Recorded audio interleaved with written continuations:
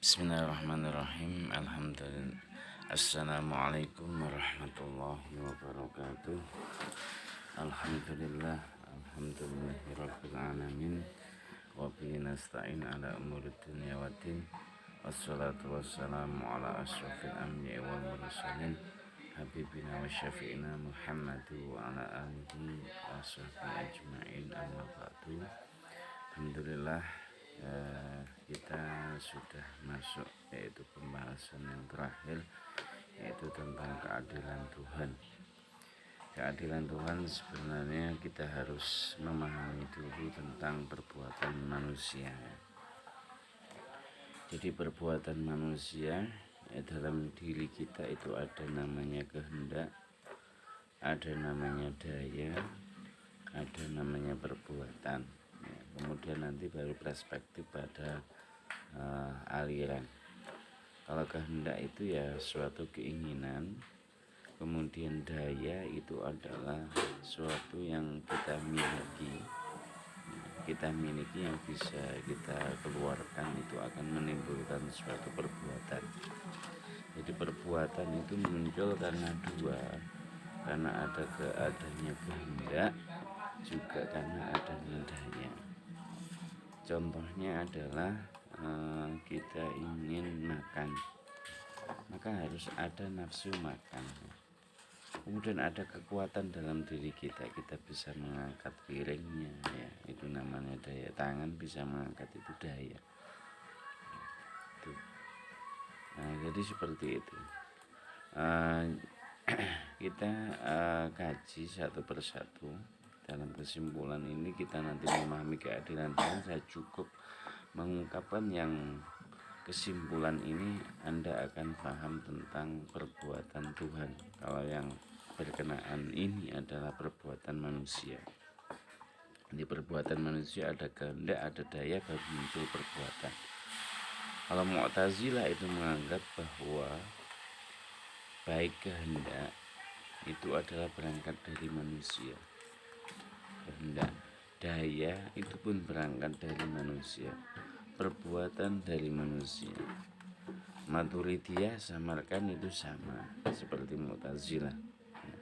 Kehendak, daya, dan perbuatan semuanya dari manusia. Baru Maturidiyah Bukhara, kehendak itu dari Tuhan, daya pun itu dari Tuhan. Kita bisa menginginkan sesuatu, kemudian kita mempunyai kekuatan, itu semuanya adalah dari Tuhan. Ya. Tuhan. Maturidiyah Bukhara ini sama dengan Asy'ariyah. Maturidiyah Bukhara sama Asy'ariyah itu sama. Beda dengan Jabariyah, manusia itu seperti wayang. Jadi manusia tidak memiliki kehendak, tidak memiliki daya, juga tidak memiliki perbuatan. Semua itu adalah berdasarkan pada Tuhan. Tuh. Kalau menginjak pada keadilan, saya kira keadilan saya tidak terangkan secara detail. Anda bisa membacanya sendiri atau nanti mendiskusikannya. Kalau keadilan sebenarnya adalah Allah itu harus mengirim Rasul. Ya. Allah itu harus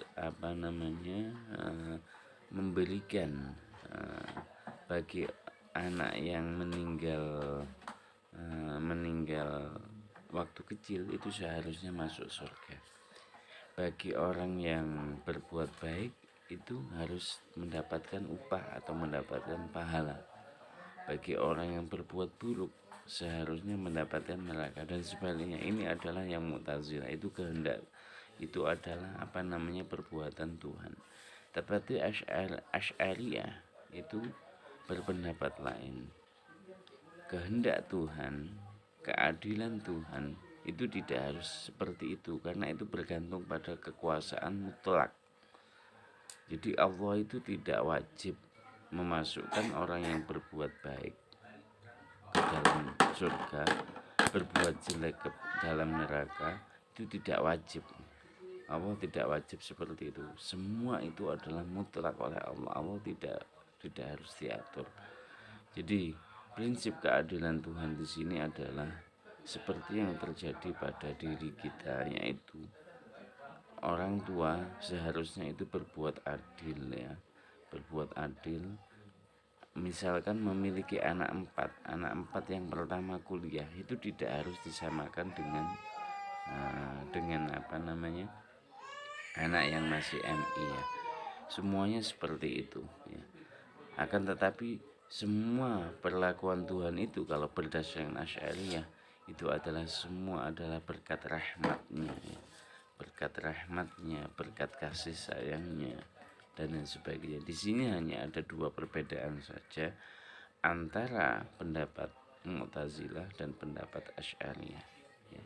Kembali, perbedaan hanya ada dua ini saja. Anda bisa klasifikasi secara mendetail apa perbedaan antara Mu'tazilah dengan Asy'ariyah tentang keadilan Tuhan. Saya kira itu pengantar singkat ini. Anda bisa membacanya sendiri naskah PDF ini sehingga bisa memahami tentang bagaimana keadilan Tuhan itu.